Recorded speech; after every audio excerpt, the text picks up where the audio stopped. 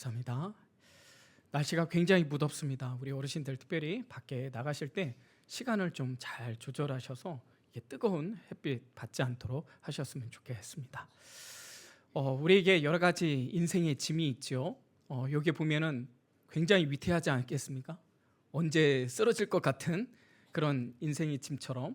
근데 여기에 보면은 우리가 여러 가지 우리가 고민하는 것들이 있죠. 어떤 건강에 대한 짐, 그리고 가정, 그리고 경제, 그리고 관계에 대한 짐도 있을 뿐더러 가장 큰 죄의 짐, 이런 무게가 우리 가운데 짓누르고 있다라는 것이죠. 사실 이게 보기만 해도 답답하지 않습니까? 근데 우리의 인생의 짐이 그리할 수 있다라는 것이죠. 그래서 우리는 이 말씀을 통해서 위로를 받곤 합니다. 같이 한번 읽어볼까요? 시작. 수고하고 무거운 짐진 자들아 다 내게로 오라. 내가 너희를 쉬게 하리라. 여러분, 여러분이 갖고 있는 이 무거운 짐을 우리 예수님께, 우리 하나님께 맡김을 통해서 쉬고 안식을 취하고 있으십니까? 근데 우리가 이 말씀을 통해서 단지 그 모든 인생의 짐을 예수님께 맡기면 되는 것인가?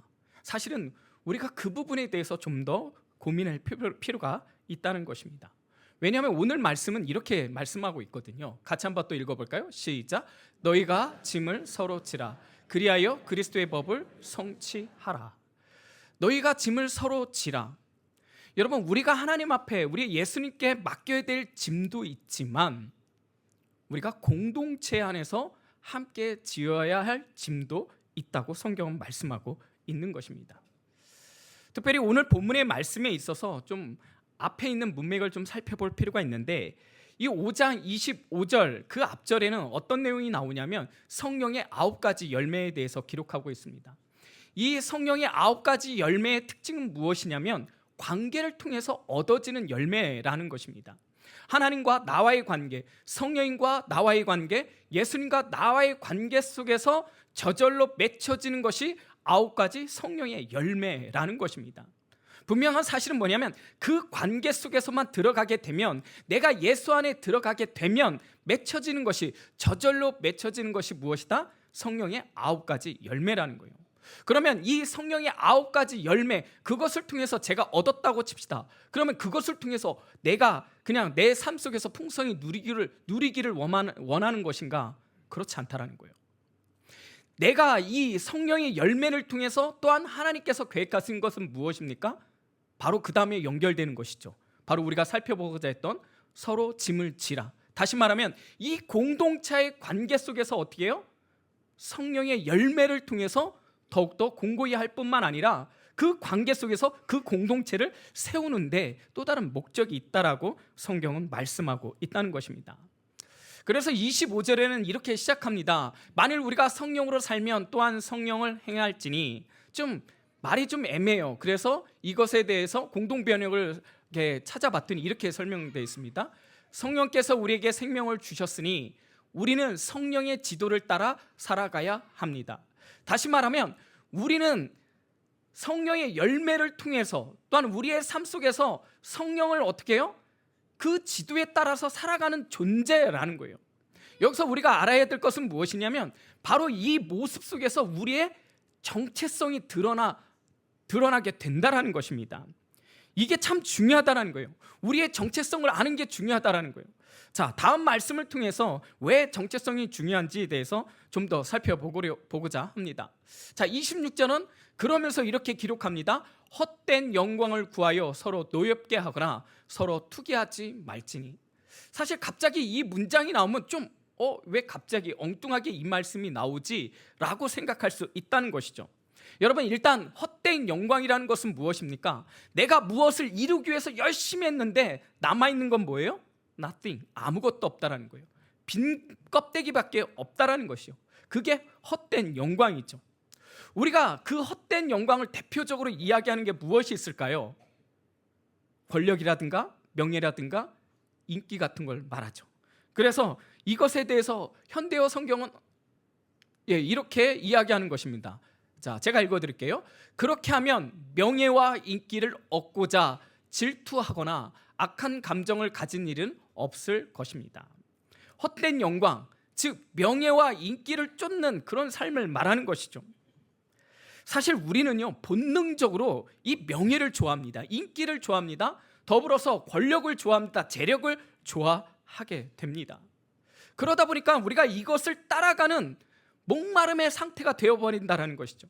우리가 소금물을 마시면 더욱더 갈증을 느끼는 것처럼 우리는 알고 있습니다. 그런데도요, 그 갈증을 단지 그 순간 해결하기 위해서 어떻게 해요? 마시는 것처럼 우리 주위에 있는 이 명예, 인기, 권력, 재력, 이것이 주는 것이 우리는 알고 있어요. 그 한계가 있다는 거 너무나 잘 알고 있지만, 그러나 그것이 주는 영광이 있어요. 그러다 보니까 우리도 어느 순간 그 영광을 쫓아가는데 결국 남는 건 뭐예요? 빈 껍데기밖에 없다는 거예요. 자, 이처럼 명예, 인기, 재력, 권력, 이 쫓는 이 모든 것 중에 가장 인간의 기본 욕구 중에 하나는 뭐냐면 인정의 욕구라는 것이죠. 여러분, 우리가 공동체 생활함에 있어서 가장 우리로 본능적으로 나타나는 욕구 중에 하나가 이 바로 인정의 욕구라는 거예요. 인정받을 때 우리는 우리의 존재, 즉 정체성을 확인하게 된다는 거예요. 근데 사실은 이거는 세상의 방법이라는 거예요. 여러분, 세상은 나는 누군가, 나에 대한 정체성을 해결할 때, 그것을 살펴볼 때 나 중심이 아니라 세상에서 보여지는 또 다른 나를 통해서 나의 정체성을 확인하는 경우가 많다라는 거예요. 그러나 성경은 그렇게 말씀하고 있지 않다라는 거예요. 그런데 이런 명예와 인기, 이런 헛된 영광을 쫓게 되잖아요. 그것을 이루면 어떻게 돼요? 우월감에 빠져요. 그런 우월감 속에서 상대를 어떻게 합니까? 오히려 하등하게 여기고 무시해버리고, 그것을 때로는 권력의 힘으로 상대를 누르고 또는 정죄하기까지 한다는 거예요. 근데 내가 이루고자 하는 것이 이루지 못할 때 절망하게 되는 거죠. 그 절망 속에서 열등감에 빠지는 거예요.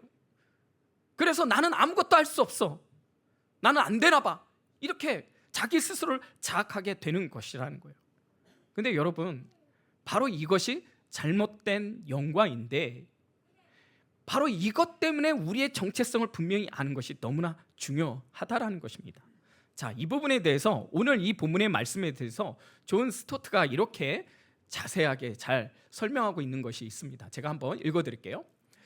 이것은 타인과 관계 맺는 두 가지 방식이다. 노엽게 하는 것은 자신이 우월하다는 생각하는 사람이 자신보다 약해 보이는 사람을 깔보는 자세이다. 투기는 열등감을 느끼는 사람이 자기보다 낫다고 생각하는 사람을 올려보는 자세이다. 우월감과 열등감 모두 헛된 영광이다. 이렇게 기록하고 있어요. 근데요, 여기서 말하는 이 헛된 영광, 이 두 가지, 우월감과 열등감, 근데 존 파이퍼는 이것을 어떻게 얘기하냐면 한 뿌리에 나온 것이고, 그 뿌리는 무엇이냐면 교만이라고 말씀하고 있다라는 거예요. 내가 좀 잘 되고 잘 나가면 상대를 무시합니다. 우쭐대는 것이죠. 우월감에 빠지게 되는 거예요. 근데 그것이 안 될 때는 어떻게 돼요? 열등감으로 인해서 마치 모든 것을 다 잃어버린 것처럼 자기 연맨에 빠지는 경우도 있다라는 것이죠. 근데 이 두 가지가 한 뿌리인데 그 뿌리가 무엇이라고요? 교만이라고 말씀하고 있다라는 것입니다. 한 예를 든다면, 우리가 가끔 교계에서 우리가 알만한 사람들이, 알만한 목사님들이 이렇게 신문에 오르고 내릴 경우가 있습니다. 그때 우리의 반응들은 다양하겠지만 보통 일반적인 반응은 어떤 거예요? 아니, 어떻게 이럴 수 있지? 라고 하면서 분노가 치밀어 오르는 것이죠. 아니, 내가 그렇게 바라보았던, 내가 믿었던 그 목사님이 이렇게 말할 수 있다는 거죠. 분노하게 되는 거죠. 근데 또 한편으로는요, 사람이 참 간사한 게 뭐냐면 그럼 그렇지 라는 생각을 한다는 거예요. 근데 그럼 그렇지 라는 그 안에 그 내면을 잘 보면은 약간의 쾌감이 있습니다. 그럼 그렇지. 상대는 사실 굉장히 우리가 일반적으로 볼 때 많은 사람들이 존경하고 큰 교회의 어떤 한 목사님인데 우리는 거기에 이르지 못하죠. 그런데 어떤 일이 터졌을 때 그럼 그렇지 라고 하면서 어떻게 해요? 알게 모르게 우리가 갖고 있는 쾌감들이 있다는 거예요. 사실 그 안에는 또 뭐가 있어요? 아유, 잘 됐다라는 그런, 왜 그 생각을 저만 합니까? 그런 알지 못하는 인간의 미묘한 그런 감정들이 있다라는 것이에요. 근데 이 모든 감정 속에서 사실 그 내면을 좀 더 들어가면 어떻게 되는 거예요? 분노할 때, 그리고 왠지 모르는 그 쾌감 속에서 그래, 난 그래도 당신보다 낫다라는 그 내면에 깔려있는 그런 감정이 우리 안에 있다라는 것이죠. 사실 이것은 무엇입니까? 교만에서 나오는 감정이라는 것입니다. 이 헛된 영광을 구하는 가운데 여기는 오늘 본문의 말씀은 노엽게 하거나 투기하지 말지니, 다시 말하면 이 헛된 영광을 쫓게 되면요, 노엽거나 분노하거나 시기와 질투가 생긴 게 된다라는 것이죠. 그러면 이 말씀의 진의는 무엇입니까? 아까 우리가 이 본문에 들어가기 전에 살펴봤던 게 뭐예요? 성령의 9가지 열매. 그 성령의 열매를 통해서 이 본문 이어져 가면서 진짜 사도 바울이 이야기하고자 하는 것은 뭐예요? 성령을 따르는 삶, 성령의 열매를 맺는 사람들은 헛된 영광을 쫓아가지 않는다라는 거예요. 그것을 구하지 않는다라는 거예요. 여러분, 이게 중요하다라는 거예요. 우리가 성령의 9가지 열매, 성령의 열매를 맺어야 하는 이유는 세상의 헛된 것들을 쫓아가지 않게 한다라는 것입니다. 특별히 여기에서 성령을 따라 행하다 하니, 여기에서 행하다라는 뜻은 군사적 용어예요. 군사적 용어인데 줄을 맞춰 행진하다라는 거예요. 성령의 열매를 따라, 성령을 따라 행하는 사람은 그 줄을 맞춰서, 성령님과 하나님과 그 줄을 맞춰서 어떻게 해요? 그 뒤를 쫓아가는 거예요. 따라가는 삶을 말하는 거예요. 근데 바로 이것이 우리의 정체성을 말한다라는 거예요. 제가 좀 전에도 이야기했지만 우리의 정체성을 아는 것은 너무나 중요해요. 왜냐하면 이 정체성이 분명하지 않기 때문에 우리는 세상 것들을 쫓아갈 수밖에 없다라는 것입니다. 여러분, 우리의 정체성은 무엇입니까? 나는 누구입니까? 하나님의 부르심을 받은 존재라는 거예요. 하나님의 성령의 전이 우리 안에 있는 존재라는 거예요. 우리는 하나님의 자녀이고요, 갈라디아에서 보면 그 자녀가 상속자라고 표현되어 있고, 그 상속자는 자유가 있다라는 거죠. 근데 그 자유는 어떤 자유를 말하는 거예요? 성령을 따르는 자유가 있다라는 것입니다. 우리의 존재는 이런 존재라는 거예요. 하나님의 자녀이며 상속자이며 성령을 쫓는 존재. 그게 누구다? 나와 여러분이라는 거예요. 이게 바로 정체성이라는 거예요. 근데 이 정체성의 특징이 뭔지 아십니까? 변하지 않는다라는 거예요. 절대 변하지 않는다는 거예요. 한 예를 들어볼게요. 여러분, 우리가 잘 알고 있는 탕자의 비유가 있습니다. 탕자의 비유에 보면 그 둘째 아들이 허랑방탕하게 모든 재산을 아버지한테 받아서 다 써버리죠. 근데 그가 다시 돌아옵니다. 근데 여러분, 그 신분은 달라지나요? 아닙니다. 그가 비록 허랑방탕하게 페류나처럼 그의 행동은 행했지만, 그러나 그의 신분, 아버지의 아들이라는 신분은 어때요?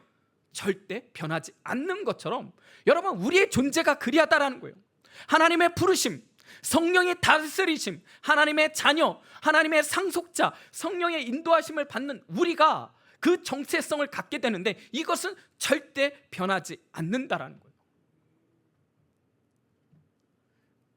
그런데 이 변하지 않는 우리의 정체성을 말하는 이 모든 것이 또 하나의 특징이 있는데, 그것이 무엇인지 아십니까?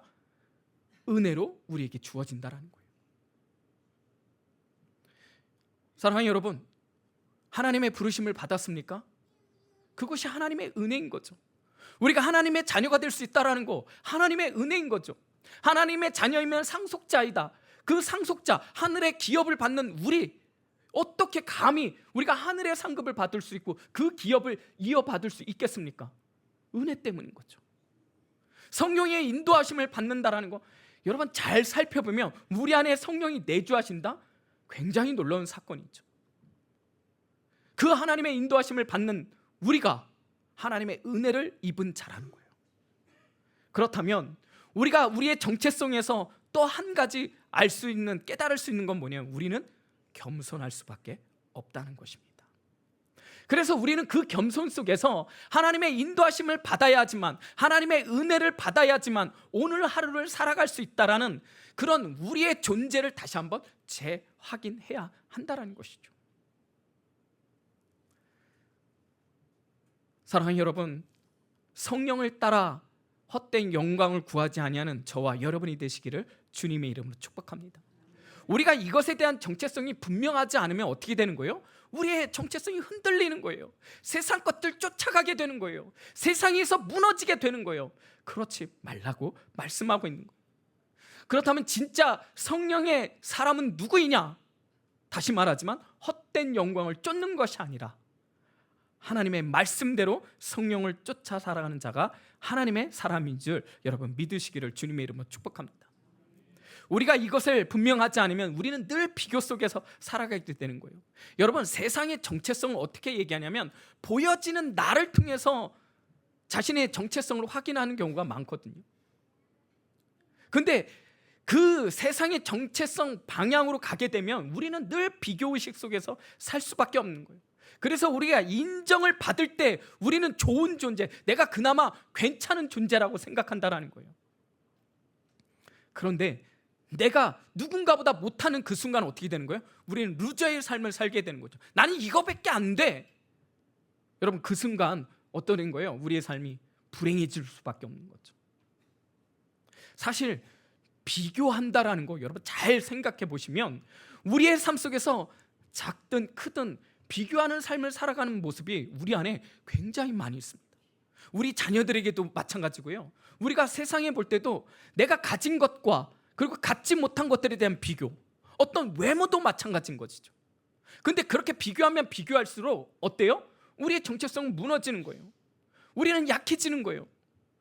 우리는 더욱더 나는 이거밖에 안 되는 거야? 함몰되게 되는 것이죠.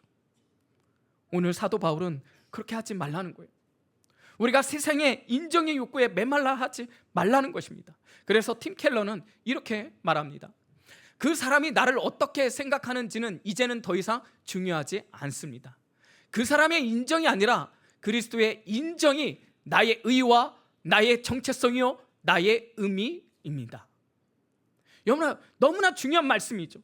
우리가 인정의 욕구 속에서 상대의 인정을 받으려고 얼마나 노력합니까? 사실요, 우리는 모두 다 나보다 위에 있는 사람이 참 잘했는데? 이렇게 얘기하면 어때요? 기분 좋죠. 안 그렇습니까? 오늘 이렇게 설교 끝나고 딱 나갈 때 많은 분들이 이러죠. 설교 은혜 받았습니다. 받지 않았어도 그냥 은혜 받았습니다 얘기해요. 그래도 어때요? 빈말이라도 좋잖아요. 그렇다고 나갈 때 하라는 말씀은 아닙니다. 근데 여러분, 우리가 그것에 대해서는 기분 좋아요. 근데 누군가 이렇게 얘기해요. 오늘 설교 영 아니던데? 죽 썼어 이러면 어때요? 그 순간 어떻게 해요? 나라는 정체성이 무너지는 거예요. 그 다음에요, 이렇게 되면 그 다음 설교할 때 부담 있어요 없어요? 있죠. 당연하죠. 근데 이게 저만 그렇습니까? 우리 모두가 다 똑같다라는 거예요.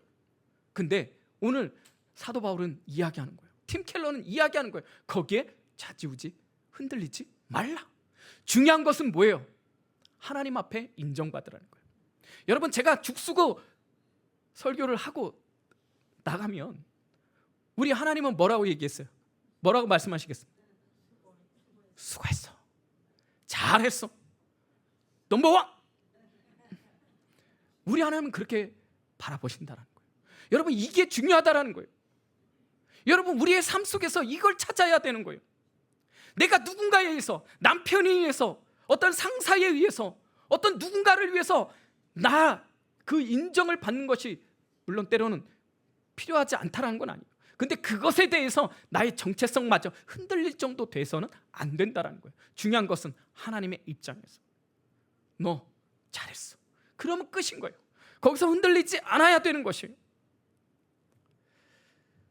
우리가 이 말씀을 통해서 또한 우리가 생각해 볼 것 중에 하나는 무엇이냐면 서로 짐을 지라라는 부분들, 그리고 그 성령의 열매를 통해서 공동체 안에서 어떻게 해요? 같이 열매를 맺어야 되는 것이 말씀의 본문의 함의이거든요.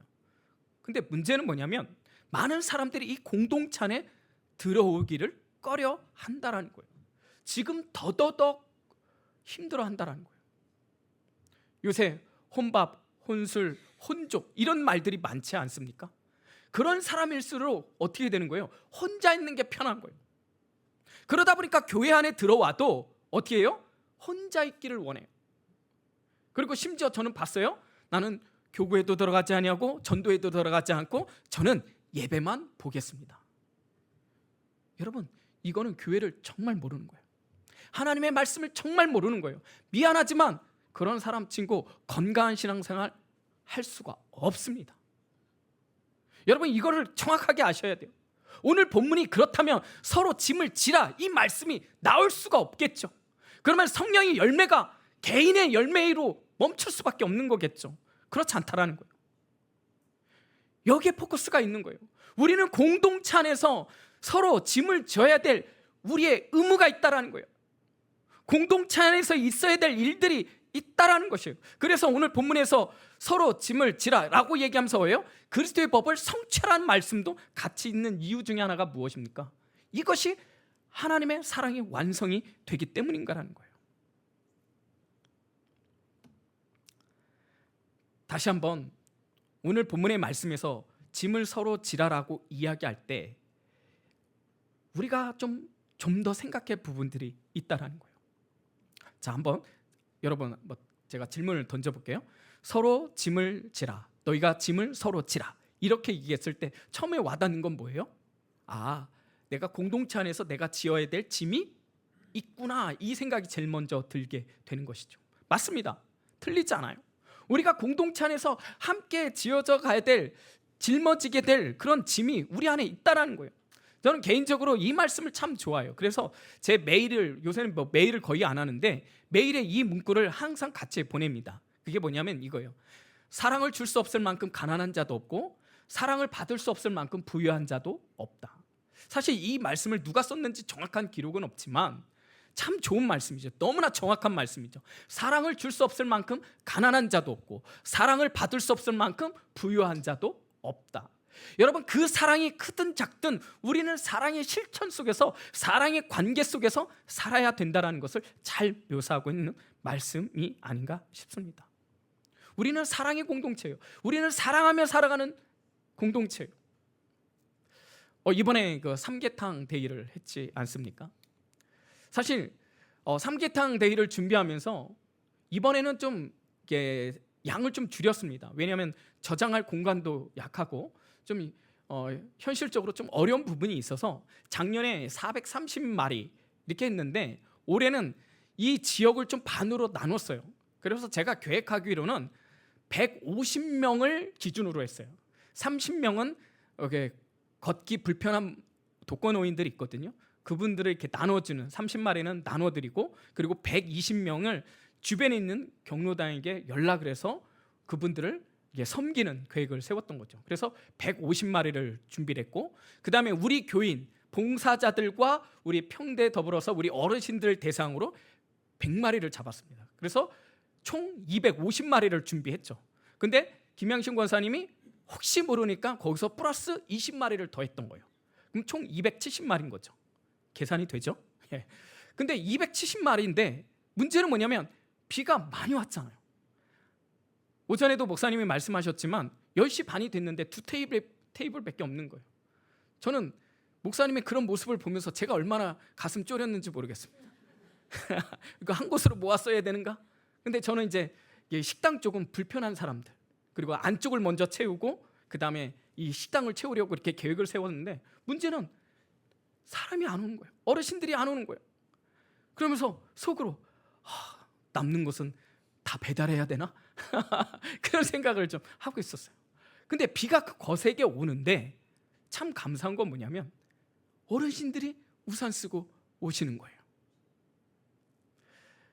제가 그날 강도사님도 그렇지만 저도 쫄딱 맞았어요. 근데요, 그래도 좋더라고요. 먼저는 안쪽부터 채웠어요. 그랬더니 어떻게 해요? 식당 쪽에 다 차는 거예요. 아, 그래도 반타작은 했다, 그런 생각이 드는 거죠. 근데 그 다음에는 옆에도, 그러면서 전체적으로 보니까 사람들이 꽤 계속 몰려오는 거예요. 그러면서 이번에 수세미를 150개를 주문했습니다. 왜냐면 이제 그 전에 우리는 드렸잖아요, 우리 어르신들에게. 그래서 150개만 준비해서 이제 외부의 어르신들에게 나눠 드렸는데, 문제는 뭐냐면 150개가 다 나가고 있는데 어르신들이 계속 오는 거예요. 그래서 결국은, 원래는 여러분 이거 나가서 얘기하면 안 돼요? 2개의 한 쌍으로 드렸는데 부랴부랴 분리했어요. 조금이라도 더 주려고. 그래서 이렇게 나눠 드렸는데, 나중에 이제 권사님하고 결산을 해봤더니 참 비오는 게 은혜더라고요. 왜냐하면 우리가 270개를 했잖아요. 외부 사람들에게 몇 개가 나왔냐면 대략적으로 200에서 210개가 나갔습니다. 근데 그렇게 된 원인 중에 하나는 뭐였냐면, 제가 잘 몰랐는데 전도팀들이 전도를 열심히 했어요. 어떻게 전도했어요? 7월 9일 날 삼계탕 대회합니다. 그 전도로 인해서 어떻게 해요? 더 많은 어르신들이 오게 됐던 거예요. 근데 제가 아까 뭐라고 얘기했냐면 은혜라고 얘기했잖아요. 죄송합니다, 어르신들. 근데 우리 교회 어르신들이 상대적으로 안 왔어요. 그러니까 이 균형이 맞춰지는 거예요. 그래서 결국은 이 봉사자들이 어떻게 했냐, 삼계탕 한 마리를 먹은 게 아니라 반계탕을 먹었고 죽 끓여서 먹었어요. 왜? 다 소진이 됐기 때문에. 얼마나 감사한지 모르겠습니다. 제가 이 이야기를 하는 이유가 뭐냐면, 우리가 하나의 행사를 통해서 누군가는 이 일을 한 봉사자들이 필요한 거죠. 근데 우리가 이 봉사자를 모집할 때 나와야 돼? 안 나오면 내가 여러분 그런 분이 있나요? 아니에요. 오히려 어떤 분들이 있어요? 가까이 있는 분들이 마음이 찔려서 오시는 분들도 있어요. 너도 나도 그래도 도와야지, 그렇게 해서 오셨던 분이 꽤 되더라는 거예요. 모이니까 어떻게 되는 거예요? 역사가 일어나는 거예요. 모이니까 일을 온전히 이룰 수 있는 거예요. 그 안에서는 여러분 우리의 사랑을 확인하는 것이며, 그 사랑을 통해서 이웃에 대한 사랑을 다시 한번 전할 수 있게 되는, 여러분 공동체 안에서는 이렇게 함께 어우러져 가는 거예요. 이게 바로 하나님이 원하는 공동체의 모습이라는 것입니다. 그래서 우리는 함께 짐을 지어야 될 이유가 있는 것이죠. 그런데 이것도 중요하지만 더 중요한 게 있어요. 자, 다시 한번, 너희가 서로 짐을 지라. 그러면 아까도 이야기했지만 내가 공동체 안에서 지어야 될 짐도 있지만 어떤 짐, 또 다른 짐이 있어요. 어떤 짐이에요? 나도 누군가에게는 짐이 되어야 한다는 거예요. 여러분 이해가 되십니까? 내가 누군가의 짐을 덜어줄 수도 있지만, 그러면 저의 짐은 누가 덜어줘야 돼요? 누군가가 있겠죠. 그러면 저의 입장에서는 뭐예요? 내가 누군가의 짐을 지기도 하지만 내가 누군가의 짐이 되어야 하는 부분도 있다는 거예요. 여러분 근데 이게 중요하다는 거예요. 왜냐하면 우리는 이렇게 생각해요. 내가 누군가를 도와주는 건 오케이, 나는 할 수 있어. 근데 내가 누군가의 짐이 된다면 그거는 싫어합니다. 맞죠? 여러분 짐이 되보시겠습니까? 여러분 근데 사실은 이게 공동체 안에서 함께 어우러져 가야 된다는 거예요. 만약에 이것을 원하지 않으면 어떻게 되는 줄 아십니까? 그 안에 교만이 있는 거예요. 어떤 교만? 나는 혼자서도 충분히 할 수 있어. 여러분 이게 교만이라는 거예요. 중요한 건 뭐냐면, 나도 그 공동체 안에서 누군가의 짐이 되어지도록 내 마음을 내려놓을 필요가 있다는 거예요. 우리가 그 짐에 대해서 부끄러워하는 이유 중에 하나는 뭐냐면, 나의 연약함을 드러내기 싫은 거예요. 나의 수치를 드러내기 싫은 거예요. 그래서 공동체 안에 들어가지만 나를 오픈하지 않아요. 나를 또 다른 나로 만들면서 어떻게 해요? 가림막을 쳐놓게 되는 거죠. 그러나 성경은 그렇게 말하지 않아요. 너희가 서로 짐을 지라는 것은 무엇이냐면, 내가 누군가의 짐을 짓는 것도 있지만 나도 누군가의 짐이 되어서 나의 이 짐을 덜을 수 있도록 어떻게 해요? 내어드리는 그런 마음, 믿음이 우리에게도 있어야 한다는 것입니다. 사도 바울은 이렇게 이야기합니다. 미쁘다 모든 사람이 받을 만한 이 말이요, 그리스도 예수께서 죄인을 구원하시려고 세상에 임하셨다 하였도다. 죄인 중에 내가 괴순이라. 여러분, 지금 사도 바울은요 어떻게 표현하고 있어요? 죄인 중에 내가 우두머리 죄인이라고 지금 고백하고 있는 거예요. 여러분, 근데 이 말씀에 사도 바울이 갖고 있는 수치심을 느끼십니까? 아니에요. 그는 진짜 죄인 중에 죄인이었어요. 근데 그는 믿음으로 이 또한 모든 것을 내어드릴 수 있다는 거예요. 왜 그렇습니까? 바로 예수 그리스도 안에서 완전한 자유와 회복이 이루어졌기 때문에 가능하더라는 것입니다. 여러분, 우리에게 이런 믿음이 있어야 되는 거예요. 이런 나눔이 있어야 되는 거예요. 나는 누군가의 짐이 되기 싫어? 아니요. 우리가 성령 안에 있다면, 내가 주님의 은혜를 맛보고 있다면, 우리는 그 공동체 안에서 나의 짐을 누군가 나눌 수 있는 그런 믿음, 마음도 가져야 한다라고 성경은 말씀하고 있다는 것입니다. 그래서 여러분, 모임 가운데, 구역 가운데, 또는 어떻게 돼요? 소그룹 가운데 이런 마음이 있어야지 풍성해진다는 거예요. 가장 답답한 모임이 뭐냐면, 모임을 갔는데 나를 오픈하지 않는 것이죠. 듣기만 하려고 그래요. 왜? 내세울 게 없다라고 생각하니까. 내가 뭔가를 얻었거나 뭔가를 잘했거나 이런 건 얘기할 수 있는데, 나의 부족한 부분을, 나의 연약한 부분들을 오픈하지 않으려고 해요. 그러나 사랑하는 여러분, 이것을 잘 보면 또 다른 나의 교만이 그 안에 있다는 거예요. 여러분, 공동체가 풍성해지려면 사도 바울이 이렇게 고백했던 것처럼 오히려 오픈함을 통해서 어떻게 되는 거예요? 하나님 안에서의 자유와 하나님 안에서의 기쁨들을 내어놓을 수 있는 그런 믿음이, 그런 모임이 이루어질 때 우리는 그 모임이 풍성해진다는 것을 경험할 수 있다는 것입니다. 또 하나, 여러분, 신앙생활은 함께 지어져 가는 거라고 에베소 말씀에 대해서 우리가 잘 알고 있지 않습니까? 여러분, 모든 모임이 다 풍성하지는 않아요. 그 모임 속에서, 그 공동체 안에서, 어떤 소그룹 안에서 또 하나 뭐가 문제가 있냐면, 갈등의 문제가, 요소가 생길 수 있다는 것이에요. 근데 여러분, 그게 바로 우리를 성장하는 기회가 된다는 것입니다. 왜요? 그 공동체 안에서, 그 소그룹 안에서 나의 연약함을, 그리고 그 연약함 속에서 상대와의 갈등 속에서 어떻게 되는 거예요? 내가 기도하고 말씀을 통해서 깨닫게 되고, 그 공동체 안에서 서로 협력하고, 그것을 깨달음을 통해서 어떻게 해요?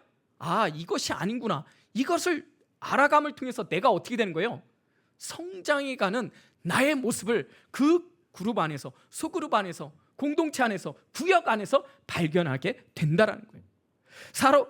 바로 여기 서로 짐을 지라라는 이 내용 안에는 바로 이것을 포함하고 있다는 거예요.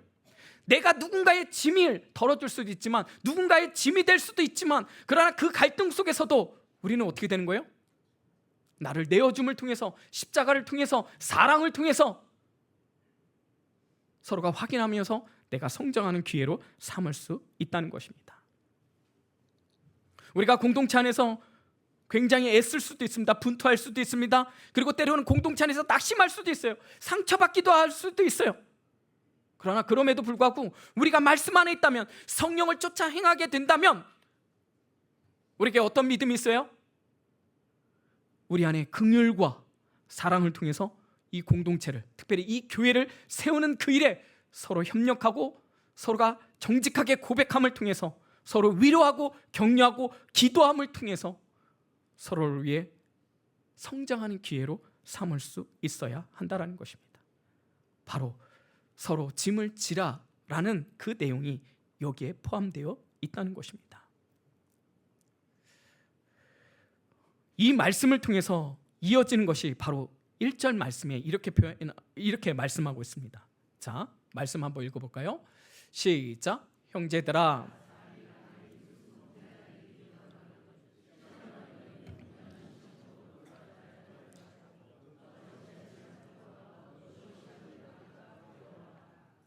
자, 우리가 성령을 쫓아 행하면서 이 서로 짐을 질 때 그 범위에 대해서 또 이야기하는 것이 있는데, 오늘 1절 말씀이죠. 그러면 내가 그 형제의 짐을 어디까지 지어야 되는가? 1절은 이렇게 얘기한다는 거예요. 형제들아, 만일 무슨 범죄한 일이 드러나거든. 여기서 범죄가 드러나다, 이 범죄는요, 갑자기 붙잡히다, 불시에 사로잡히다, 이런 뜻을 갖고 있어요. 그래서 이 여기서 말하는 무슨 범죄한 일이 드러난다, 이것은 의도적인 죄가 아니라 갑작스럽게 죄에 빠지는 상황들을 말하는 거예요. 어떤 연약함으로 인해 실수하게 된 그 죄에 대해서 말씀하고 있다는 것입니다. 그런데 그런 죄가 드러나면 어떻게 되는 거예요? 품어야 된다는 거예요. 여기서 신령한 너희는 어떤 홀리하고 방언하고 몸 떨고 이런 것이 아니라, 여기서 말한 신령한 너희라는 것은 앞에 있는 그 말씀을 받아서 어떤 사람? 성령으로 충만한 사람, 성령의 열매를 맺는 사람은 온유한 심령으로 어떻게 해요? 그러한 자를, 범죄한 자를 어떻게 돼요? 바로 잡아야 한다는 거예요. 여러분, 우리의 범위는 여기까지 있다는 거예요. 특별히 여기에서 보면 온유한 심령으로 이렇게 나와 있어요. 온유한 심령. 온유, 이 온유의 어원적 의미는 어디에서 나왔냐면 야생마를 기르다라는 데에서 나왔다고 얘기하죠. 이 야생매를 잡아갖고 명마가 되기 위해서는 훈련을 시키는데 이 물을 며칠 동안 먹이지 않는다라는 거예요. 그러면서 훈련을 시키는데, 그리고 나서 이 여러 말을 이제는 냇가로 인도한다고 합니다. 그 냇가로 인도하면서 어떻게 돼요? 풀어주는 거죠. 그러면 며칠 동안 물을 먹지 못했던 이 말들이 어떻게 해요? 정신없이 물 냄새를 맡아서 어떻게 해요? 달려가는 거예요. 근데 그때 주인이 휘스를 부르는 것입니다. 휘스를 부르는 그 순간 진짜 명마는 어떻게 되는 거예요? 갔다가 마시려고 하는데 휘슬이 울려지니까 어떻게 되는 거예요? 주인에게 가는 거예요. 근데 그게 바로 명마가 된다는 것입니다. 근데 이 어원적 의미에서 나온 게 무엇이다? 온유라는 거예요. 온유. 다시 말하면 이 온유는 어떻게 말할 수 있냐면, 우리가 갖고 있는 본능이 있지만 그 본능을 따라가는 것이 아니라 그 본능을 절제함을 통해서 어떻게 되는 거예요? 그리스도의 마음을 따라서, 성령을 따라서 따뜻하게 상대를 대하는 마음, 이게 무엇이다? 온유라고 말하는 거예요. 그리고 우리가 좀 전에 살펴보았던 그리한 자를 바로 잡고라고 얘기할 때 이 바로 잡다라는 뜻은 어떤 뜻을 갖고 있냐면요, 탈골된 뼈를 제자리로 맞추다라는 뜻을 갖고 있어요. 여러분, 혹시 어깨 빠져보신 분들 있으십니까? 저는 없는데 가끔 있더라고요. 근데 여러분, 뼈를 이렇게 맞추는 거 보신 적 있습니까? 이게 어떻게 하더니 툭 빼더니 쑥 집어넣더라고요. 여러분, 근데 그때는 약간의 무엇이 있어요? 고통이 있죠. 여러분, 그렇습니다. 우리 안에 범죄한 형제, 연약함 때문에 실수한 그런 것들로 인해서 우리는 때로는 힘들어하고 공동체가 고통당할 수도 있어요. 그런데 오늘 성경은 뭐라고 이야기합니까? 온유한 심령으로 그들을 바로 잡으라고 말씀하고 있다는 거예요. 그렇다면 왜 그 범죄한 형제까지 우리가 품어야 되는가? 베드로전서 4장 8절은 이렇게 이야기합니다. 우리 같이 한번 읽어볼까요? 시작. 무엇보다도 뜨겁게 서로 사랑할지니 사랑은 허다한 죄를 덮느니라. 바로 이것입니다. 사랑은 허다한 죄를 덮느니라.